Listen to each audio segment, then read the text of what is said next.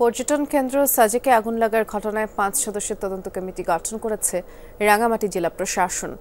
আর সকাল হতেই ক্ষতচিহ্ন বেরিয়ে এসছে, ধ্বংসস্তূপে পরিণত হয়েছে পুরো এলাকা। ফায়ার সার্ভিসের কর্মীরা জানিয়েছেন, গতকাল দুপুর এলাকা আগুন নিয়ন্ত্রণে আসলেও পানির সংকটের কারণে এখনো পুরোপুরি নির্বাপন করা যায়নি। পুড়ে যাওয়া ধ্বংসস্তূপ থেকে কোথাও কোথাও আগুনের ফুলকি দেখা যাচ্ছে। ক্ষতিগ্রস্তদের তালিকা করে পরবর্তী পদক্ষেপ গ্রহণের আশ্বাস দিয়েছেন বাঘাইছড়ির উপজেলা নির্বাহী কর্মকর্তা। আজ থেকে পরবর্তী নির্দেশ না দেওয়া পর্যন্ত সাজেকে পর্যটক ভ্রমণে নিরুৎসাহিত করেছে জেলা প্রশাসন।